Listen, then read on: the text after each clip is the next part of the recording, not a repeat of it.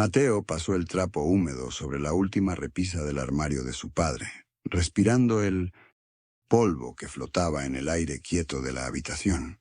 3 semanas desde el funeral y apenas ahora reunía el valor para vaciar estos cajones. Sus dedos rozaron algo en el fondo, detrás del viejo joyero de madera. Una fotografía. La sacó con cuidado, como si pudiera desintegrarse entre sus manos. El papel estaba amarillento en las esquinas, pero la imagen se mantenía nítida. Su padre sonreía ampliamente, no con esa expresión contenida que Mateo le conocía, sino con una alegría que parecía brotar desde adentro. Tenía el brazo firmemente puesto alrededor de una mujer de cabello largo y oscuro. Y allí, sostenido entre ambos, un niño de unos 5 años miraba a la cámara con ojos idénticos a los suyos. Mateo le dio vuelta a la fotografía con dedos temblorosos. La caligrafía, indudablemente la de su padre, se extendía en tinta azul desvanecida. Para siempre los 3. Te amaremos siempre. Marzo 1999. El papel se deslizó de sus dedos hasta caer sobre la alfombra. 20 años atrás, justo cuando su padre había estado trabajando en el extranjero, por casi un año completo. Mateo se dejó caer sobre la cama, sintiendo cómo su historia familiar comenzaba a desmoronarse como un castillo de naipes. Mateo sintió el peso de los 35 años en sus hombros mientras contemplaba la sala vacía. 3 semanas atrás, tenía una vida estructurada en la capital. Un apartamento minimalista, un puesto estable como contador, en una multinacional, rutinas calculadas al minuto. Ahora solo quedaba esta casa de paredes descoloridas y el eco de pasos que ya no sonaban. El funeral había sido breve, como hubiera querido su padre. Pocos asistentes, la mayoría antiguos compañeros del hospital donde trabajó como conserje durante 30 años. Nadie mencionó a su madre, como si el pacto de silencio que su padre había impuesto seguía vigente incluso después de muerto. Mateo recordaba cómo cada pregunta sobre ella era respondida con un cambio de tema o un encogimiento de hombros. Pasó los dedos por la superficie de la mesa de roble, donde habían compartido cenas silenciosas pero cómodas. Su padre había sido un hombre de pocas palabras, pero gestos constantes. El termo con café cada mañana, antes de la escuela, las visitas sorpresa durante sus años universitarios, las llamadas puntuales cada domingo. Una relación, tejida con lo cotidiano, nunca con confidencias. La inmobiliaria esperaba su llamada para poner la casa en venta. Tenía 3 semanas para vaciarla, para decidir qué conservar de una vida que creía conocer. Mateo abrió la ventana dejando entrar la brisa fresca del atardecer. En la mesa del comedor había dejado las carpetas encontradas, en el armario, ordenadas por fechas. Algo en esos documentos no encajaba con la historia familiar que siempre... En el despacho de su padre, Mateo deslizó la llave en la cerradura del último cajón que quedaba por revisar. Dentro, una carpeta marrón desgastada contenía papeles ordenados por fecha, amarillentos por el tiempo. Entre facturas y documentos bancarios, sobresalía un sobre con el membrete de un banco suizo. Los extractos detallaban transferencias mensuales, a nombre de Elena Vázquez, una cantidad considerable que se había mantenido invariable durante 15 años. El último pago databa de apenas 2 meses atrás, poco antes del accidente. Mateo revisó los documentos una y otra vez, buscando alguna explicación, alguna nota que justificara aquellos desembolsos regulares. Su corazón latía con fuerza mientras ordenaba los recibos por fecha, construyendo una cronología que comenzaba mucho antes de su nacimiento. Con manos temblorosas, tomó su teléfono y marcó el número de su madre. La conversación fluyó por temas triviales hasta que mencionó el nombre de Elena Vázquez. El silencio al otro lado de la línea fue breve, pero revelador. Su madre respondió con una voz repentinamente tensa, alegando que no recordaba a nadie con ese nombre, para luego desviar la conversación hacia las gestiones pendientes del funeral. Mateo insistió, describiendo la fotografía encontrada, pero su madre interrumpió con la excusa de una llamada en la otra línea que debía atender urgentemente. El tono seco de la despedida confirmó sus sospechas. Todos sabían algo que a él le habían ocultado toda su vida. Dejó el teléfono sobre el escritorio y contempló los documentos esparcidos, evidencia de un secreto que su padre. Mateo extendió el viejo directorio telefónico sobre la mesa de la cocina, sus páginas amarillentas crujiendo bajo sus dedos. La luz mortecina del atardecer apenas iluminaba los nombres borrosos mientras buscaba alguna coincidencia con aquel Federico. Montes de los Recibos. 3 directorios más tarde, su dedo índice se detuvo sobre una entrada en un suburbio que ni siquiera conocía. Anotó la dirección en un papel, su pulso acelerándose con cada número que escribía. El GPS de su teléfono le indicaba 40 minutos de trayecto hasta aquel barrio de casas modestas. Mateo dudó un instante frente a las llaves del auto, recordando cómo siempre consultaba cada decisión importante con Elena.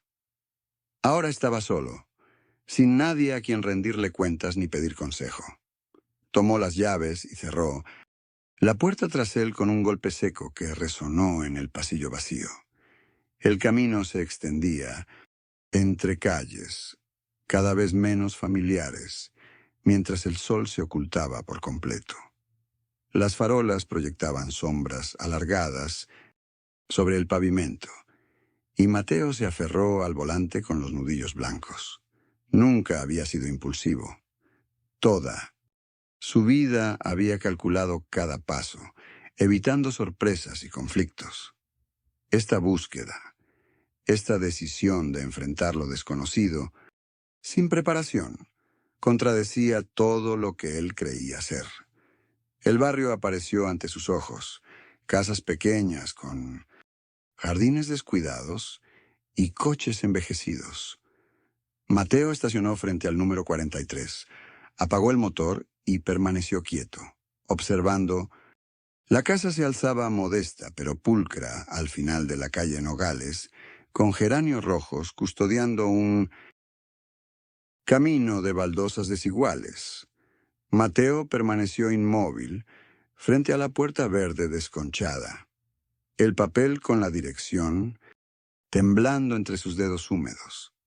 3 golpes secos contra la madera y el tiempo se detuvo mientras escuchaba pasos lentos acercándose desde el interior. Una mujer de cabello cano, recogido en un moño, apareció en el umbral, su rostro surcado por arrugas que parecían contar historias. Sus ojos, del mismo tono avellana que los de Mateo, se ensancharon al encontrarse con los suyos. El color abandonó sus mejillas mientras se aferraba al marco de la puerta como si el suelo bajo sus pies hubiera desaparecido repentinamente. Sin preguntas, sin exigir explicaciones, la mujer se apartó con un gesto casi imperceptible, invitándolo a entrar como si llevara años esperando esta visita. El interior olía a canela y a libros viejos. En la pared principal, una fotografía familiar. Desgastada, mostraba a un hombre que Mateo reconoció instantáneamente. Su padre, 30 años más joven, sonriendo con un brazo alrededor de la mujer, que ahora le ofrecía asiento en un sofá tapizado con flores descoloridas. Sobre La repisa de la chimenea apagada, un trofeo escolar idéntico al que su padre guardaba en su estudio, brillaba bajo una fina capa de polvo. La certeza golpeó a Mateo con la fuerza de un maremoto. En la mesa del comedor, Rosalba deslizó hacia Mateo un álbum de cubierta roja desgastada. Sus dedos arrugados temblaron al abrirlo en una página marcada con una cinta descolorida. Allí estaba su padre, más joven, pero inconfundible, sonriendo junto a Rosalba mientras sostenía a un niño de unos 8 años. Mateo sintió un zumbido en los oídos mientras ella relataba con voz quebrada cómo Antonio había dividido su vida entre 2 hogares durante 7 años.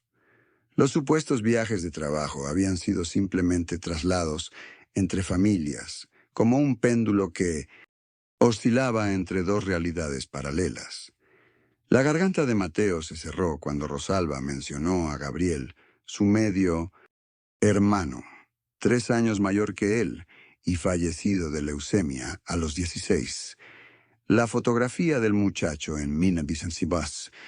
Su uniforme escolar mostraba los mismos ojos oscuros que Mateo veía cada mañana en su espejo. Cada fecha, anotada al reverso de las fotos, era una puñalada. Momentos robados de su propia historia familiar, reescribiendo toda su infancia con una tinta invisible que ahora manchaba cada recuerdo. El peso de esta verdad se asentó como concreto fresco en sus entrañas mientras sostenía la última fotografía. Su padre junto a Gabriel en una cama de hospital, sosteniendo un pequeño trofeo escolar. La fecha coincidía con aquel fin de semana que su madre había llorado sin explicación, creyendo a Antonio en un congreso en Monterrey. Mateo llegó a la casa materna sin avisar, con la verdad ardiendo en su pecho como una brasa. El documento temblaba en su mano mientras subía los 3 escalones del porche. Rosalba. Abrió la puerta y su rostro perdió color al instante. Sus ojos reconocieron de inmediato lo que su hijo sostenía. El silencio se espesó mientras ella retrocedía hacia la sala, como animal, acorralado por la evidencia irrefutable. No hicieron falta palabras cuando Mateo desdobló el certificado de nacimiento ante ella. Las manos de Rosalba se cerraron sobre la tela floreada de su falda, arrugándola en pequeños pliegues nerviosos. «Siempre lo supe», murmuró con voz quebrada, mientras el tic-tac del reloj marcaba cada segundo de esa confesión largamente postergada. Explicó entre suspiros entrecortados cómo había descubierto la otra familia hace 25 años, cuando Carlos aún vivía con ellos. La doble vida, las ausencias, justificadas con viajes de trabajo, las llamadas a escondidas. Las fotografías del álbum rojo adquirían ahora un significado distinto, más cruel. Mateo permaneció quieto, respiración contenida, mientras ella relataba cómo había confrontado a su padre exigiéndole elegir definitivamente. El divorcio no había sido por incompatibilidad, como siempre creyeron. Fue la rendición de Rosalba ante la imposibilidad de competir con aquella otra mujer que también. Mateo recorrió la casa familiar con pasos lentos, como si pisara un museo de mentiras. Las paredes, antes reconfortantes, ahora parecían cómplices silenciosas de décadas de engaños. Se detuvo frente al aparador donde reposaban las fotografías enmarcadas. Bodas, bautizos, cumpleaños. Su mirada se posó en los rostros sonrientes y descubrió patrones que antes pasó por alto. En cada celebración importante faltaba alguien. Ausencias justificadas con excusas que ahora reconocía como hilos sueltos de la gran telaraña familiar. Tomó una fotografía de su 14º cumpleaños y notó la tensión en los ojos de su madre el mismo día que su tío Ricardo había viajado por negocios. El peso de tantas verdades ocultas le oprimía el pecho mientras devolvía la imagen a su sitio. Los secretos, supuestamente enterrados, para proteger, habían germinado como semillas nocivas, extendiéndose por generaciones. Comprendió entonces que el silencio no era un escudo, sino una bomba de tiempo. Cada año de negación solo había amplificado la explosión final. Con un suspiro profundo, Mateo acarició la madera, pulida del aparador. Aceptar la verdad dolía como una quemadura, pero era el único. Mateo extendió los álbumes familiares sobre la mesa del comedor, pasando páginas como quien descifra un código secreto. Las fotografías de cumpleaños revelaban patrones. Su padre ausente en su 7º cumpleaños, también en el 10º y 13º. Fechas que ahora encajaban perfectamente con los cumpleaños del otro hijo, aquel hermano desconocido que crecía en paralelo. El rostro de su padre en las fotos posteriores, a esas ausencias mostraba una sonrisa distante, ojos que miraban más allá del encuadre.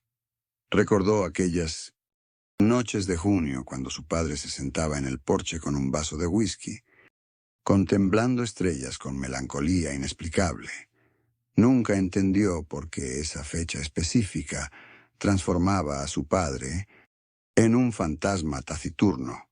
Ahora sabía, era el aniversario del nacimiento del otro hijo.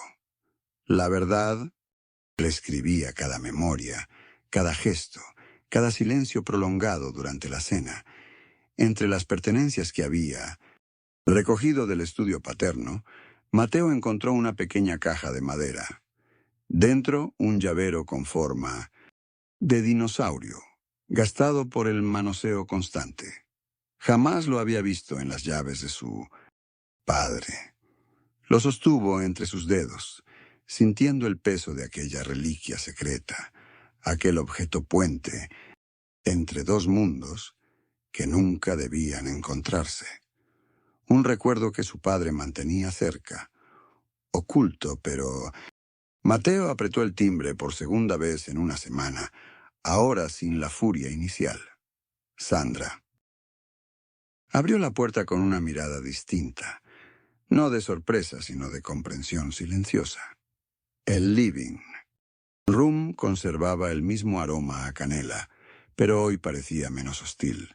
Ella lo guió por un pasillo estrecho que no había notado antes, hasta detenerse frente a una puerta celeste con estrellas pintadas. «El cuarto de Joaquín», murmuró ella mientras giraba el pomo con delicadeza. La habitación parecía congelada en el tiempo. Juguetes ordenados, una cama tendida que nadie usaría jamás. En el escritorio, fotografías enmarcadas mostraban a su padre sonriendo, sosteniendo al niño sobre sus hombros en un parque. Mateo recorrió con los dedos temblorosos cada imagen, descubriendo a un hombre diferente al que había conocido en casa. Sandra abrió un cajón y extrajo un pequeño diario. Páginas y páginas, donde su padre anotaba cada visita semanal al cementerio, incluso años después de haberse separado de ella. Las fechas coincidían con sus supuestos viajes de trabajo. El peso de la verdad comenzaba a revelarse. No era solo una traición, sino dos vidas paralelas, marcadas por el dolor. Su padre, ese hombre callado y distante, había amado profundamente al niño que perdió. El teléfono de Mateo vibró sobre la mesa. El nombre de su tía Elena iluminó la pantalla, junto a una foto de la última Navidad familiar. Respiró hondo antes de contestar, preparando una voz casual que no revelara su tormento interno. La hermana de su padre preguntaba por los avances en la organización de documentos y pertenencias. Sus palabras sonaban distantes, mientras Mateo observaba la carpeta roja frente a él, conteniendo las pruebas de una vida bifurcada. El impulso de compartir la verdad se mezclaba con la responsabilidad de proteger memorias. ¿Tenían los demás derecho a saber? ¿O era mejor preservar la imagen del hombre que todos creían conocer? Las fotografías de Sandra y aquella niña, ahora adulta, pesaban como plomo entre sus dedos. Por primera vez entendió el silencio de su padre durante décadas. No era cobardía, sino una forma retorcida de protección. La voz de Elena seguía fluyendo con anécdotas y recuerdos que ahora parecían pertenecer a un extraño. Mateo respondió con evasivas, mientras deslizaba los documentos dentro del cajón de su escritorio. El secreto ahora le pertenecía, transformándose en una herencia no deseada que alteraba el peso del mundo sobre sus hombros. 28 años habían bastado para que su padre mantuviera dos vidas separadas. Ahora Mateo sentía el mismo abismo ético abriéndose ante él. El cementerio se extendía bajo un cielo gris de noviembre. Mateo avanzaba por el sendero de grava con un ramo de girasoles en la mano, siguiendo las indicaciones que Sandra le había anotado en un papel. La tumba de Esteban Rivero, su medio hermano, apareció al doblar en la sección este. Una lápida modesta, de mármol gris con fechas que confirmaban una vida demasiado corta. Mateo se detuvo, respirando el aire húmedo, que olía a tierra mojada y flores marchitas.